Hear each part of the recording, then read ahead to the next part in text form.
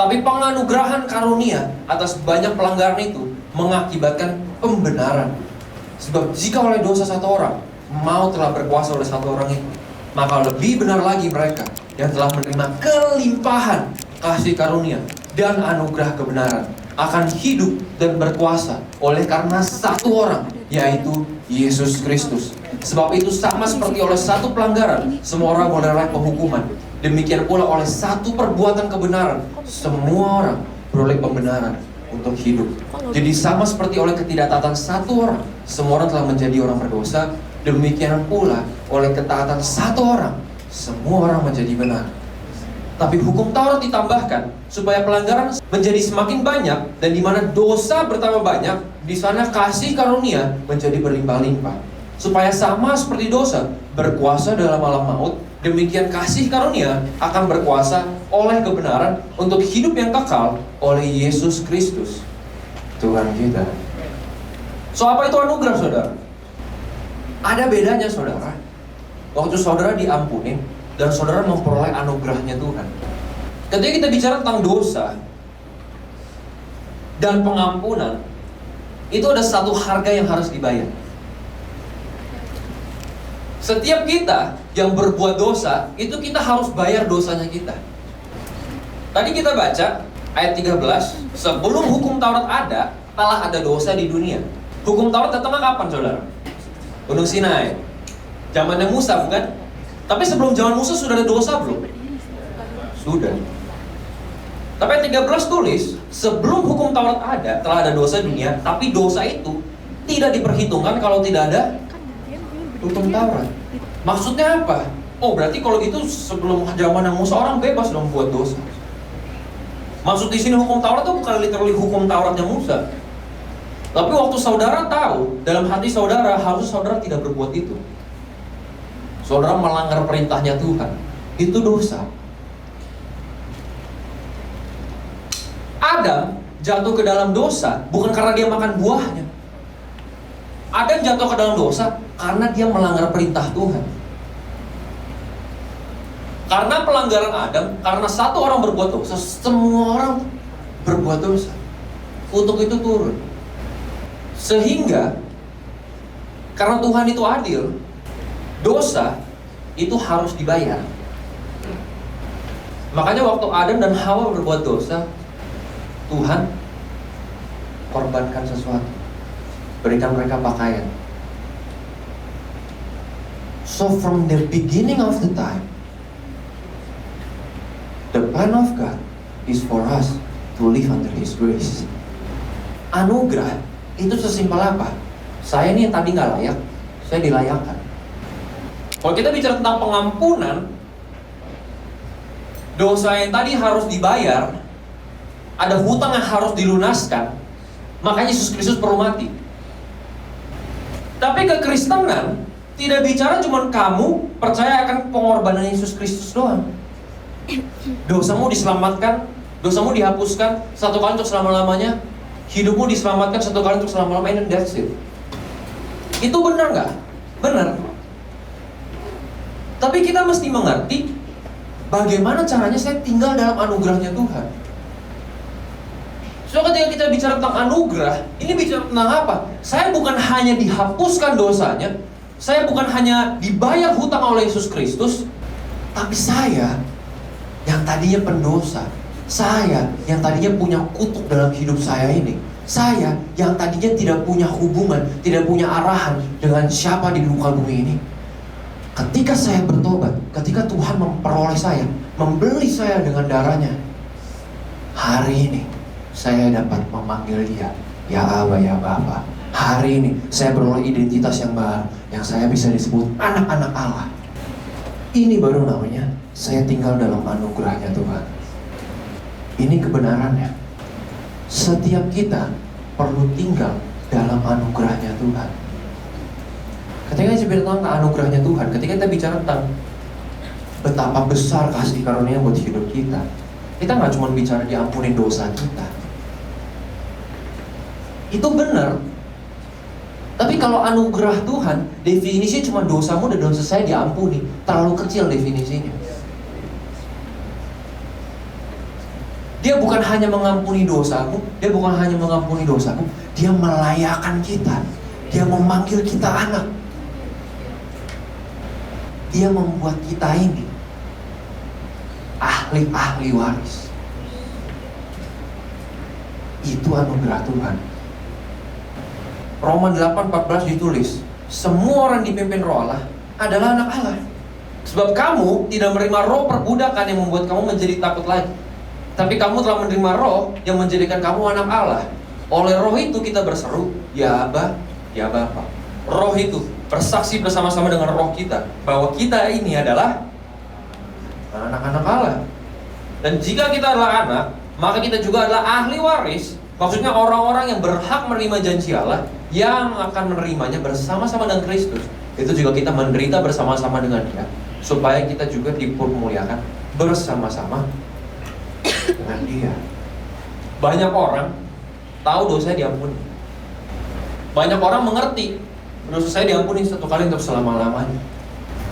Nah, pertanyaannya adalah, ketika saudara dosa diampuni satu kali untuk selama-lamanya, besok masih buat dosa nggak? Masih bisa buat salah nggak? Masih bisa jatuh nggak? Masih. Terus saya harus diampunin lagi.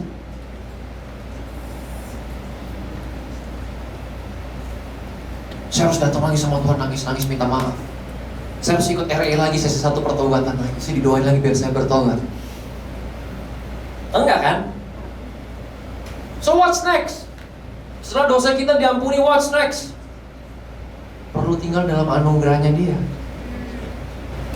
Understanding His grace in our life is the key for you to live in victory. Kamu kalau mau hidup kamu berkemenangan, kamu nggak bisa cuma punya modal di sini. Oh, Yesus ampunin saya satu kali untuk selama-lamanya. Nggak bisa. Kamu perlu mengalami. Kamu berhidup, kamu tuh perlu ngalamin terus anugerahnya Dia setiap hari. Apa itu anugerahnya Dia? Saya ini anak. Saya bukan lagi hamba. Dia telah layakan saya, Dia telah sucikan saya satu kali untuk selama-lamanya. No matter what I do, itu gak akan berubah identitas saya di dalam. Itu anugerah Tuhan. Dan saya harus alami itu setiap hari. Why? Karena setiap hari iblis akan selalu menuntut kamu. Kata udah bertobat. Kok malas baca Alkitab? Katanya mau sungguh-sungguh ikut Tuhan. Kok gak bisa berdoa? Katanya mau dipakai Tuhan. Tuh kiri kanan kamu belum selamat. Papa mama kamu belum. Mana tuh kata Tuhan baik? Orang ngalamin? Atau saya doang? Ngalamin? Iya kan? Iya. Itu datangnya pas hari Minggu. Nah kan? Senin, Selasa, Rabu, Kamis, Jumat, Sabtu di luar gereja, saudara alamin itu bukan? Pertanyaannya, dari mana pikiran itu muncul? Tiba-tiba aja sih kepikiran. Bukan kan? Itu yang firman Tuhan katakan, iblis itu dia seperti singa yang mengaum-ngaum. Dia kelilingin kamu, dia gak bisa makan kamu, tapi dia bisa kelilingin kamu, penuhi pikiranmu dengan pikiran yang bukan dari Kristus. Pertanyaannya, bagaimana kamu bisa punya pikiran seperti Kristus? Kamu harus tinggal dalam anugerahnya. Your thinking, your feeling, your thoughts in your mind tidak boleh membatalkan anugerah Tuhan dalam hidupmu. Dan gak bisa. Yang seakan-akan bisa batalin itu saudara dan saya sendiri ketika kita gak mengerti, kita ketipu. Iya ya, saya gak jadi orang Kristen sungguh-sungguh ya. Ih bener ya, apa iya ya? Tuh kan kamu malas kan, baca kitabnya malas. Emang pemalas kamu? Iya ya saya malas ya. Iya ya saya iya terus saya kalah terus bener. Dikerjain, punya kebenaran, tapi nggak hidup dalam anugerah Tuhan. Jadi bukan kurang banyak firman-Nya. Beberapa dari saudara mungkin di sini dari kecil udah sekolah minggu. Cerita Alkitab dari Adam sampai Wahyu pun saudara tahu kalau saya sebutin. Tapi kenapa hidup saya masih kadang gak bisa menang dalam satu area dan area yang lain? Kamu di area itu tidak hidup dengan anugerahnya Tuhan. Waktu Adam jatuh ke dalam dosa, Apa yang nomor satu dirusak? Apa yang nomor satu dirusak? Identitas. Kalau kamu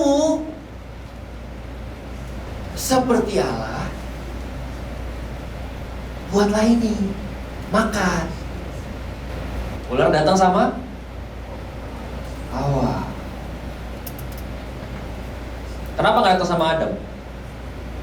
Gak mempan bro. Kita laki-laki itu simple creature. Logikanya logika dasar, nggak kompleks-kompleks kayak perempuan. Lapar, makan, kenyang, happy, that's it, beres. Yang laki-laki setuju nggak? Ya. Coba yang wanita, lapar, makan apa ya? Ini kali ya, itu kali ya. Habis itu ada dessertnya enak kali ya. Terus ada ini, ada appetizer, wah banyak. Iblis tahu kelemahan kita kan? Makanya penting punya kebenaran firman Tuhan, satu. Yang kedua, hidup dalam anugerahnya. Karena dia akan terus tuntut kamu untuk perform. Waktu iblis datang sama Yesus ngapain? Perform kan? Kalau memang kamu anak Allah, buktiin. Rubah batu ini jadi roti. Terus kalau saya rubah batu ini jadi roti, saya lebih jadi anak Allah. Enggak kan? Kalau kamu baca kitabnya rajin, berdoanya rajin, kamu lebih anak Allah. Iya kan? Kalau kamu nginjilnya lebih banyak, gembalain orang lebih banyak, maulutin orang lebih banyak, pegang gereja lebih banyak, kamu lebih anak Allah. Iya kan? It's never about what we do. Memang dari awalnya, saudara dan saya tidak layak dipakai Tuhan. Hanya karena kasih karunia dan anugerah, kamu dan saya diselamatkan. Bukan karena perbuatannya kita. So kalau memang dari awal ikut Tuhan bukan karena perbuatannya kita, kenapa kadang di tengah jalan kita berusaha berbuat sesuatu untuk bikin Tuhan senang? Gak perlu. Kalau kamu kira kamu baca Alkitab berdoa lebih rajin, Tuhan lebih senang sama kamu. Ih, Devin anakku yang baik. Besok kalau nggak baca kita nggak berdoa, bukan anak saya. Loh, tapi kita sering sekali punya pemikiran seperti itu, bukan? Punya perasaan seperti itu, bukan? Sebutkan ayat firman Tuhan yang bilang kalau kamu nggak baca Alkitab, kamu berdosa. Gak ada kan? Sebutkan ayat firman Tuhan yang akan bilang kalau kamu nggak berdoa, kamu berdosa. Gak ada kan? Tapi gereja hari ini dipenuhi dengan hukum Taurat. Kamu mau ngalami Tuhan, baca Alkitab harus banyak, berdoanya harus banyak, harus hidup kudus.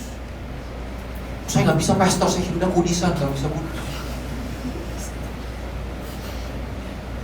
Saudara tahu nggak mau hidup kudus? Semakin saudara berusaha hidup kudus, semakin kudis. Saudara kalau saudara punya kelemahan, semakin saudara berusaha lawan kelemahan saudara, semakin nggak bisa. Toh saya janji nggak buat dosa lagi, jatuh. Tunggu waktu aja. Karena that's not how you live as a Christian. That's not how you live a victorious life. Gak bisa. Siapa di sini malas baca Alkitab, malas berdoa, nggak usah angkat tangan. Saudara kalau lagi malas baca Alkitab, malas berdoa, datang, disuruh baca Alkitab, disuruh berdoa, mempan. Itu kayak orang sakit, nggak bisa makan yang banyak, biar cepet sehat. Kurus lo kayak begini lo, makan yang banyak, sakit nanti kamu. Udah kurus gini nggak mau makan lagi, tambah kurus nanti. Saya jejelingan bakso, saya kasih makan nasi goreng saya beliin. Saya beliin semua. Dia biasa makan 3 hari sekali, waktu sakit saya kasih makan 5 kali sehari. Nggak mungkin. Muntah. Dia juga berharap kalau saya bisa makan, saya makan. Karena nggak bisa makan harus diinfus. Diinfus kan? Nggak bisa masuk, bukan? Saudara, kalau kehilangan, kalau jalan sama Tuhan, gairahnya tiba-tiba hilang, apinya tiba-tiba hilang. Kok saya merasa males ya baca kita, saya harus berdoa ya. Harus diapain? Diinfus sama anugerahnya Tuhan. Saudara mau jejilin firman, namanya lagi sakit, gak masuk. Berdoa lebih khusyuk lagi, masuk. Gak masuk. Saudara mau doa ngedeng kayak gimana juga gak masuk. Karena bukan itu caranya. Tuhan cara kerjanya gak kayak gitu. Hukum Taurat itu sudah selesai, telah digenapi sama Yesus Kristus waktu dia mati di atas kayu salib. Roma 7 ayat 4. Sebab itu saudara-saudaraku, kamu juga telah mati bagi hukum Taurat oleh tubuh Kristus, supaya kamu menjadi milik orang lain, yaitu milik Dia yang telah dibangkitkan dari antara orang mati, agar kita berbuah bagi Allah. Sebab waktu kita masih hidup dalam daging, hawa nafsu dosa yang dirangsang oleh hukum Taurat bekerja dalam anggota-anggota tubuh kita agar kita berbuah bagi maut. Tapi sekarang kita telah dibebaskan dari hukum Taurat, sebab kita telah mati bagi Dia yang mengurung kita, sehingga kita sekarang melayani dalam keadaan baru menurut roh dan bukan dalam keadaan lama menurut huruf hukum Taurat. Jika demikian, apakah yang hendak kita katakan? Apakah hukum Taurat itu dosa? Sekali-kali tidak. Sebaliknya, justru oleh hukum Taurat aku telah mengenal dosa, karena aku juga tidak tahu apa itu keinginan, kalau hukum Taurat tidak mengatakan jangan mengingini. Tapi dalam perintah itu, dosa mendapat kesempatan untuk membangkitkan di dalam diriku rupa-rupa keinginan. Sebab tanpa hukum Taurat, dosa mati. Dahulu aku hidup tanpa hukum Taurat, akan tetapi sesudah datang perintah itu, dosa mulai hidup. Sebaliknya, aku mati. Dan perintah yang seharusnya membawa kepada hidup, ternyata bagiku justru membawa kepada kematian. Sebab dalam perintah itu, dosa mendapat kesempatan untuk menipu aku, dan oleh perintah itu ia membunuh aku. Jadi hukum Taurat adalah kudus, perintah itu juga adalah kudus, benar dan baik. Jika demikian, adakah yang baik itu menjadi kematian bagiku? Sekali-kali tidak. Tapi supaya nyata bahwa ia adalah dosa, maka dosa mempergunakan yang baik untuk mendatangkan kematian bagiku, supaya oleh perintah itu dosa lebih nyata lagi keadaannya sebagai dosa. Sebab kita tahu hukum Taurat adalah rohani, tapi aku bersifat daging, terjual di bawah kuasa dosa. Sebab apa yang aku perbuat, aku tidak tahu. Karena bukan apa yang aku kehendaki yang aku perbuat, tapi apa yang aku benci, itulah yang aku perbuat. Jika aku berbuat apa yang tidak aku kehendaki, aku menyetujui bahwa hukum Taurat itu baik. Kalau demikian, bukan aku lagi yang memperbuatnya, tapi dosa di dalam aku. Sebab aku tahu bahwa di dalam aku, yaitu dalam aku sebagai manusia, tidak ada sesuatu yang baik. Sebab kehendak memang ada di dalam aku, tapi bukan hal berbuat apa yang baik. Sebab bukan apa yang aku kehendaki, yaitu yang baik, yang aku perbuat, melainkan apa yang tidak aku kehendaki, yang jahat yang aku perbuat. Jadi, jika aku berbuat apa yang tidak aku kehendaki, maka bukan lagi aku yang memperbuatnya, tapi dosa yang diam di dalam aku. Demikianlah aku dapati hukum ini: jika aku menghendaki berbuat yang baik, yang jahat itu ada padaku. Sebab dalam batinku aku suka akan hukum Allah, tetapi anggota-anggota tubuhku melihat hukum lain, berjuang melawan hukum akal budiku, dan membuat aku menjadi tawanan hukum dosa yang ada dalam anggota-anggota tubuhku. Aku manusia celaka. Siapakah yang akan melepaskan aku dari tubuh maut ini? Ayat 25 kalimatnya kita baca sama-sama. 1, 2, 3. Syukur kepada Allah oleh Yesus Kristus Tuhan kita. Jadi dengan akal budiku aku melayani hukum Allah, tapi dengan tubuh insaniku aku melayani hukum dosa. Alkitab katakan tanpa hukum Taurat, dosa itu tidak menjadi nyata. Waktu hukum Taurat ada, dia menyatakan dosa. Nah, Paulus bilang, kita nggak ngerti apa itu mengingini, sampai hukum Taurat bilang jangan mengingini. Oh, ternyata ini namanya mengingini. Salah nih kalau begini. Saya baru tahu. Karena Tuhan itu adil, Dia Dia nggak bisa hapus hukum Taurat. Kalau Yesus datang untuk meniadakan hukum Taurat, ya mau dari awal aja. Waktu Adam buat dosa, di riset aja dari nol, bikin dunia baru, Adam 2.0. Loh, kalau Tuhan lakuin itu, saudara saya nggak pernah tahu. Tapi dia nggak bikin itu. Kenapa? Karena Yesus Kristus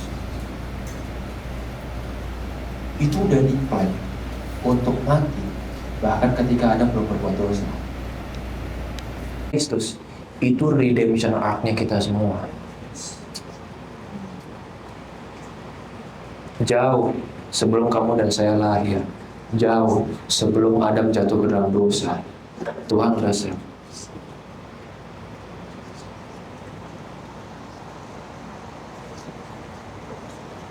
Tuhan tahu nggak?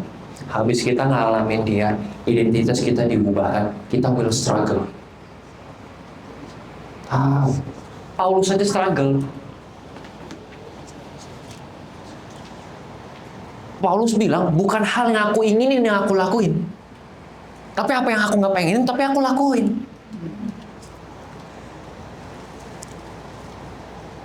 Saudara, kalau saudara ngalamin Tuhan, saudara udah diselamatkan suatu kali untuk selama-lamanya. Kalau saudara masih happy berbuat dosa, itu ada yang salah. Saudara nggak suka hidup dalam dosa, saudara nggak suka berbuat dosa.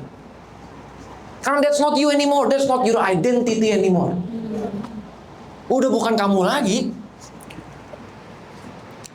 Cuman nggak bisa fight it back. Karena terjual dalam tepung daging ini, kuasa daging ini.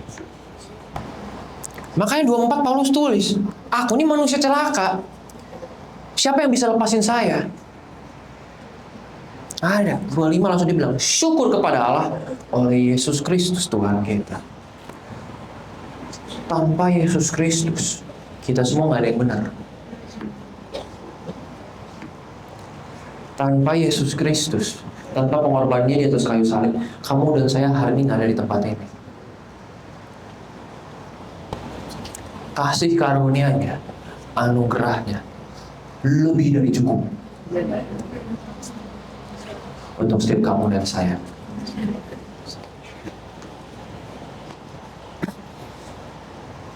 Waktu Yesus datang, apa yang dilakukan? Dia mati, dia genepin. Tapi sebelum dia mati dan dia genapin, waktu dia datang, orang ada yang banyak kan datang sama dia, Tuhan saya udah lakuin semua. What should I do?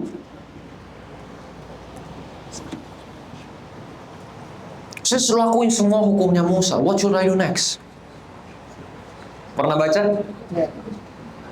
Yesus bilang, jual hartamu, bagikan yang miskin. Dia pulang dengan pedih hatinya. Padahal dari 10 hukum Musa, yang dia kira dia lakuin, nomor 1 dilanggar. Jangan ada Allah lain di hadapanku. Hartanya dia jadi Allahnya dia. Dia kira dia selamat. Dia kira dia bisa lakuin. Nggak bisa. Matius 5:17 Yesus tulis, jangan kamu menyangka aku datang untuk meniadakan hukum Taurat atau kitab para nabi. Aku datang bukan untuk meniadakannya, melainkan untuk menggenapinya. Karena aku berkata kepadamu, sesungguhnya selama belum lenyap langit dan bumi ini, satu iota atau satu titik pun tidak akan ditiadakan dari hukum Taurat sebelum semuanya terjadi. Jadi Yesus datang bukan untuk hapus hukum Taurat. Dia datang untuk menggenapi. Bahkan waktu Yesus datang, dia bukan cuma datang untuk menggenapi, dia naikin standarnya. Yesus bilang, kamu kira kamu bisa lakuin hukum Taurat? Yesus bilang, kalau kamu marah sama saudara kamu, kamu tuh udah membunuh. Dia harus dihukum.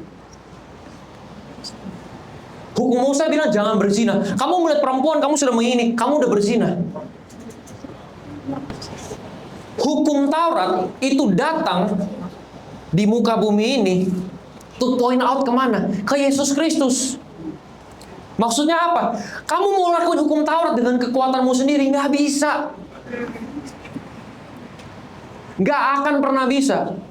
Karena Allah itu sempurna dan hukum Taurat itu kudus dan dia sempurna. Kalau kamu mau hidup kudus sesuai hukum Taurat, kamu nggak boleh langgar satupun.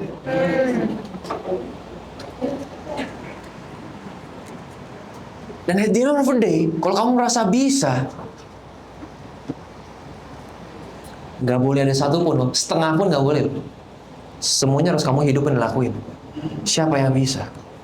Nggak ada. Karena dalam kita yang sebagai manusia ini nggak ada yang baik, kata Paulus. Kita semua ini penuh dengan dosa, penuh dengan kelemahan, nggak bisa. Tapi syukur karena Yesus Kristus, waktu dia datang, dia ubah identitas saya. Yang tadinya saya budak, saya hamba akan dosa, saya diperbudak sama dia. Jadi anaknya dia. Saya dibeli, harganya telah dibayar lunas. Identitas saya dirubahkan. So, kekristenan itu bicara tentang apa? Bagaimana saya mengerti dan hidup dalam anugerahnya Tuhan. Kalau saudara terus berbuat, saudara terus membuktikan,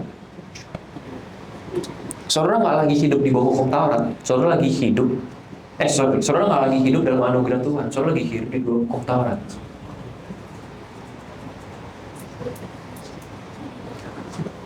Dalam anugerahnya Tuhan, it is finished. Amen.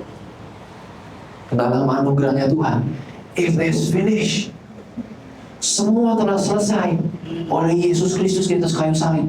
Kamu dan saya nggak perlu berbuat apa-apa lagi untuk jadi benar. Udah selesai. Hutangmu dan saya telah dibayar lunas satu kali untuk selama-lamanya di atas kayu salib. Karena kita harusnya hidup di bawah hukum Taurat, tapi karena pengorbanan dia dan sesimpel kita percaya, hukum Taurat itu nggak berlaku lagi atas saudara dan saya, karena Yesus sudah genepin. Kamu nggak perlu genepin lagi. But the problem is, sering sekali kita nggak ngerti namanya anugerah Tuhan. Ngerti sih di sini. Saudara kalau ikut Tuhan itu nggak bisa cuma ngerti Tuhan di sini. Saudara mau ngerti dia di sini. Kalau memang firman Tuhan di sini banyak bisa merubah hidup kamu, kenapa para ahli Taurat nggak bertobat? Bukan kurang firman kan? Ahli Taurat, ahli akan Tauratnya mereka. Sebenarnya mereka yang paling tahu, nggak bisa lakuin hukum Taurat itu. Tapi kesombongan mereka, keangkuhan yang mereka merasa belum bisa. Kamu merasa kamu benar, Yesus bilang segini nih standarnya, kamu kira segini sebenarnya standarnya. Tak nyampe, tak bisa. Makanya dalam hidup kita perlu namanya anugerah Tuhan. Dan anugerah itu diberikan cuma-cuma bagi setiap mereka yang percaya.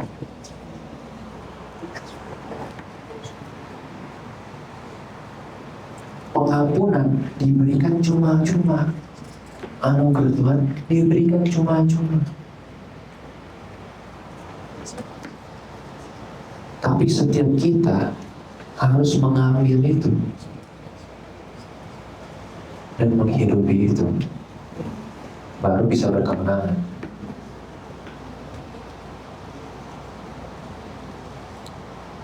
Karena hukum Taurat akan terus menuntut setiap kita untuk melakukan.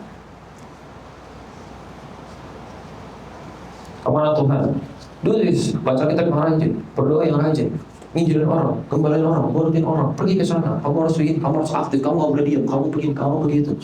Itu semua hukum. Hukum Taurat mendatangkan kematian. Anugerah Tuhan mendatangkan kehidupan. Jadi dalam hidup kita bukan hukumnya yang ditiadakan, terus kita suka-suka kita. Wah kan Yesus ampunin saya satu kali untuk selama-lamanya. Anugerah Tuhan diberikan satu kali untuk selama-lamanya. Saya diselamatkan satu kali untuk selama-lamanya. Habis saya diselamatkan, besok saya pesta pora bro.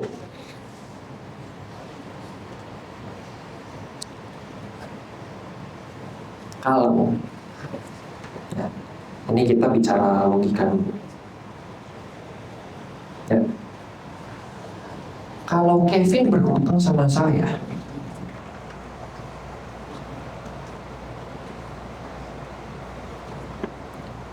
5T. Dia bangun gedung-gedungnya mangkrak. T.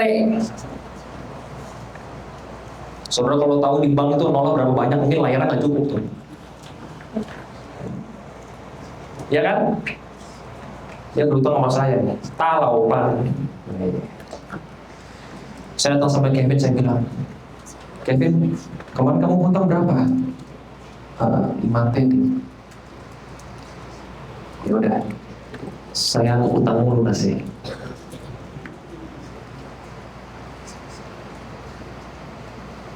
Oke? Bisa ngikutin sampai sini? Ya, saya nggak utang kamu lunasin. Seneng nggak? Bukan senang, sumenang gitu. Yang pulang yang loncat-loncat di cerita semua. Oh 5T dihapus bro. Nggak ada utang lagi. Terus gini, besok gue tipu timnya. Ada kawan 5T dihapus, gue tipu 2M aja deh.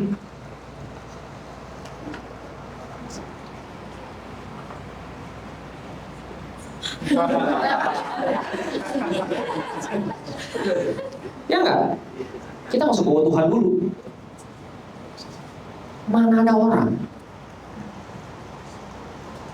dengan kepala logika yang berjalan, habis dihapusin hutang, besok gue tipu nih orang, besok gue bunuh nih orang, gue tusuk dari belakang. Nggak masuk akal. Mana ada orang kalau benar-benar mengerti apa yang diselamatkan, dari hukum apa kamu dibebaskan oleh pengorban Yesus Kristus, besok bilang, besok mari kita pesta pora, kita tinggalin Tuhan. Karena Tuhan itu tetap setia dan anugerah itu tetap untuk selama-lamanya.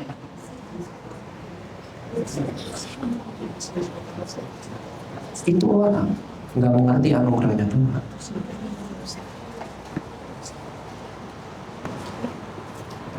Ekstremnya kiri, kita bahas ekstremnya kanan.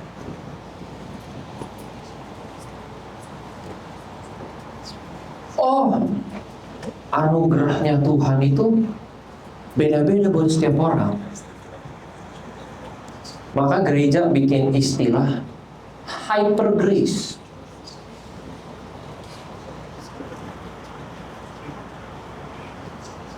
Siapa di sini suka shopping? Saya juga suka. Dompet aja nggak kuat. Saya nggak bilang dompet. Shoppingnya suka kan? Setelah pernah pergi shopping, pernah lihat tulisan sale, discount. Kadang 50%, 80%, my song E, my song E. Ya, wah, udah beli bro. Terus tiba-tiba ada satu papan free. Lalu papan sebelahnya super free, hyper free, super mega hyper free. Saudara pilih yang mana? Yang free semua. Udah gratis, apa yang super gratis sih?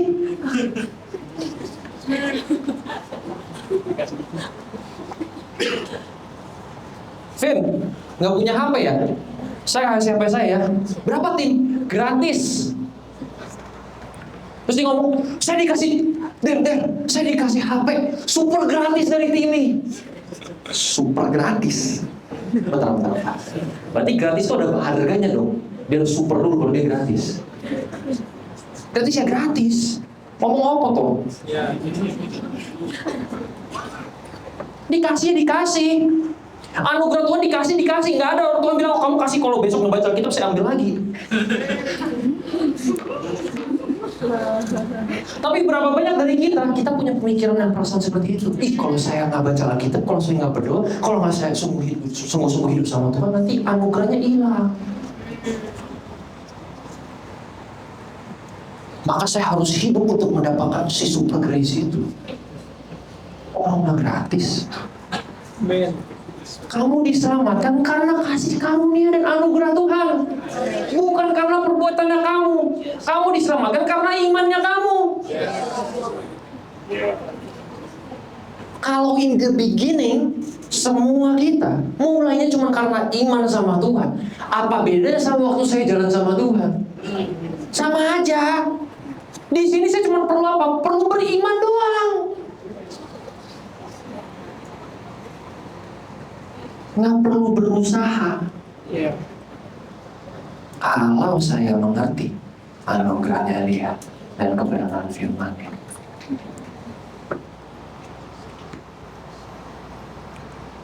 Tanpa pengertian yang benar akan anugerahnya Tuhan, kita akan hidup dalam anugerah Tuhan, tapi lakuinnya pakai hukum Taurat. Saya akan terus strive. I keep on strong. Oh, rasanya berat banget ikut Tuhan. Kenapa? Karena kamu gak tinggal dalam anugerah. Kalau saya mengerti, dulu saya hidup dari bawah hukum Taurat, dan oleh hukum ini saya harus mati. Tiba-tiba ada satu orang benar. Oleh karena Dia, saya gak perlu hidup lagi di bawah hukum ini. Kalau saya benar-benar mengerti kebenarannya, kalau saya benar-benar mengerti anugerahnya, saya nggak akan hidup sembarangan. Saya akan kasih seluruhnya buat Tuhan, karena saya benar-benar ngerti apa itu namanya anugerah.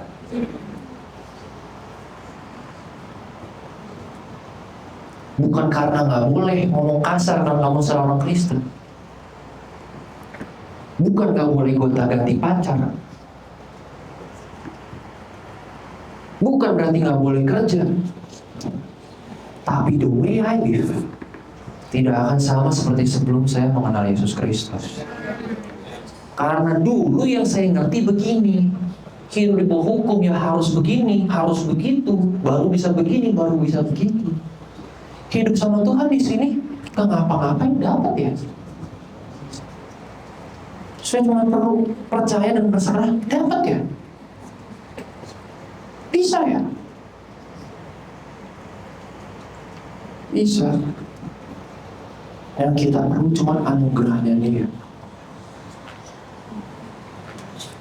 Tuhan nggak perlu kepintarannya kamu. Tuhan nggak perlu kamu hafal ayat firman Tuhan dari Kejadian sampai Wahyu. Tuhan perlu kebenarannya tinggal di dalam kamu, dan kamu terus tinggal dalam anugerahnya Dia. Baru hidupmu bisa berkemenangan. Karena identitas itu satu area yang terus akan iblis usik dalam hidupnya kamu. Baik kamu punya Tuhan maupun kamu nggak punya Tuhan. Parahnya orang yang tidak punya Tuhan, dia tidak pernah mengerti masalahnya di identitas dia. Dia akan terus cari, buktikan diri sendiri, kerja, punya duit banyak, punya pacar, gonta-ganti, mobil gonta-ganti. Untuk buktikan, bukan? Kita dalam Tuhan nggak perlu. Makanya Petrus itu contoh paling baik dan salah satu murid Yesus yang paling baik yang kita bisa relate. Karena Petrus ini, sebagaimana pepatah Indonesia mengatakan, tong kosong nyari bunyinya. Tuhan, kalau Engkau mati, aku akan bersama-sama dengan Engkau. Yesus bilang, sebelum yang berkokok 3 kali, kamu nyangkal aku 3 kali. Berkokok, kamu nyangkal aku 3 kali.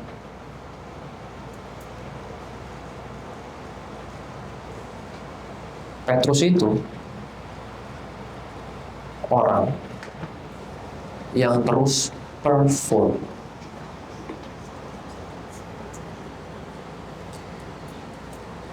Dia paling berani. Waktu yang lain takut lihat Yesus setan di kapal lagi badai. Wih, itu setan. Yesus bilang ini aku. Petrus bilang, Tuhan kalau itu aku, suruhlah aku berjalan. Dia yang paling berani. Maju nomor 1 duluan. Nah, karena dia orang tipe yang nomor 1, gua duluan, gua maju dulu. Paling banyak kejadian aneh-anehnya di Alkitab yang dicatat. Paling banyak gagalnya. Sampai waktu dia habis nyangkal Yesus. Lalu dia pergi menjala ikan semalam-malaman. Yesus datang. Dia nggak tahu itu Yesus kan? Yesus tanya, ada ikan nggak? Ada. Tebar aja kamu. Semalam-malaman. Gak masuk akal. Saudara ada yang suka mancing di sini? Haleluya, tidak ada. 1. Saudara kalau mau cari ikan, itu nggak ada siang-siang, saudara. Ikan tuh takut sama cahaya, sama terang, kabur. Makanya mancing, makanya menjala itu paling enak malam. Kan ikannya keluar semua. Nah, semalam-malaman Petrus menjala, ikannya nggak nongol. Nggak ada. Semalam-malaman. Sampai Yesus datang, Yesus ngomong, tebar. Udah siang bolong. Ya udahlah Tuhan. Karena Tuhan yang suruh, saya tebar deh. Tebar jalannya. Waktu ditarik, Alkitab catat jalannya penuh. Sampai dia harus panggil teman untuk bantu angkat.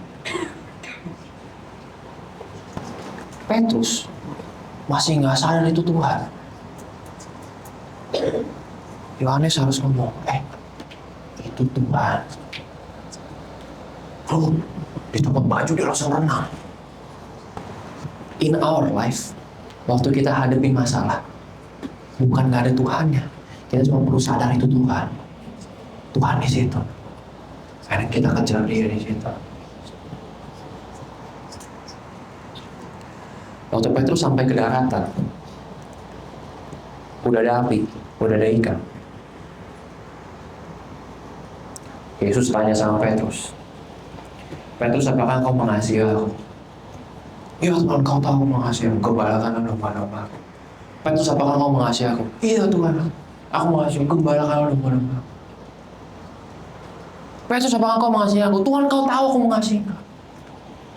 Gembalakan domba-domba. Kalau bisa kita baca, Petrus hancur hatinya. Yesus nggak cuma sekadar tanya, apakah kau mengasihi aku? Yesus lagi tanya sama Petrus, Petrus, apakah kamu bisa agape sama aku? Apa itu agape? Agape ini kasih Tuhan yang tak bersyarat. Kasih yang tak bersyarat. Ini cuma punya Tuhan. Karena setiap kita, sesayang-sayangnya kita sama orang yang kita sayang, pasti ada syaratnya. Bersyarat. Saya sayang sama Kevin, tapi Kevin harus baik sama saya. Besok kalau dia jahat sama saya nggak sayang lagi. Nah, itu kita.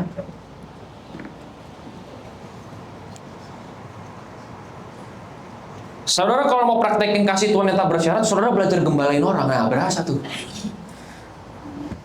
Ini yang namanya kasih tak bersyarat ya.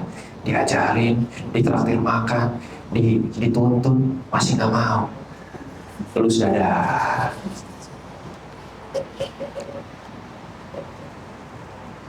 Small portion dari God's love, perfect love agape. Tuhan tanya sama Petrus, bisa nggak kamu mengasihi saya tanpa syarat? Petrus bilang, Tuhan, engkau tahu saya mengasihi kamu, tapi nggak bisa kalau nggak ada syarat. Petrus bisa nggak? Tuhan, kalau saya mengasihi kamu, tapi nggak bisa kalau nggak ada syarat. Sampai terakhir Yesus tanya sama Maria, oke, kalau sekarang saya kasihin kamu duluan, bisa nggak kamu kasih saya? Baru Petrus bilang, bisa nggak? Makanya Petrus habis itu hancur hatinya. Why? Karena selama ini dia ikut Tuhan, dia selalu berusaha perform. Gue yang nomor satu, gue harus kasih yang terbaik, gue harus lakukan ini, gue harus lakukan itu, gue harus ngomong sama Yesus duluan, gue harus sampai sama Yesus duluan, semuanya saya nomor satu. Di momen itulah Petrus disadarkan, tanpa Tuhan yang duluan mengasihi saya nggak bisa ngapa-ngapain.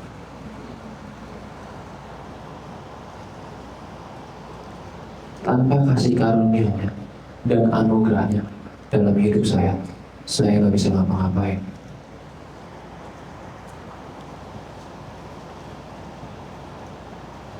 Saya punya masalah banyak, kita semua punya masalah banyak, bukan? Di beda-beda area, bukan? Dan beberapa area susah banget dirinya, bukan? Sampai mana kamu bisa menang? Sampai kapan kamu bisa menang di area itu? Sampai kamu dengan sadar bilang, tanpa Tuhan saya nggak bisa ngapa-ngapain di sini. Makanya setiap kita perlu anugerahnya Tuhan dalam hidup kita. Tanpa anugerah Dia dalam hidup kita, saya nggak bisa ngapa-ngapain. Sehingga waktu ketika Tuhan bekerja melalui saya, menyatakan kuasanya dalam area-area kehidupan saya tahu bukan karena saya, hanya karena anugerahnya Dia saya bisa.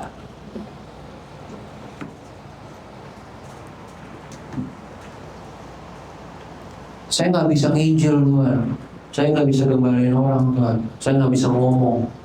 Tuhan nggak pernah minta kamu bisa nggak bisa. Tuhan selalu tanya kamu mau nggak? Karena saya nggak bisa, saya perlu anugerahnya Dia, saya perlu kasih karunia Dia setiap hari dalam kehidupan saya sehari-hari. Saya perlu anugerahnya dalam area-area kehidupan saya yang saya susah sekali serahin sama Dia, karena tanpa Dia saya nggak bisa. Kebenaran yang ada di dalam kita, dan kita terus hidup, kita terus tinggal di bawah anugerahnya Dia, dalam anugerahnya Dia, baru hidup kita berkemenangan. Itulah hidup kekristenan sesungguhnya. Itulah kenapa nama gereja kita New Life Anugerah Kebenaran. Without His grace and without His truth in your life, kita nggak akan kemana-mana.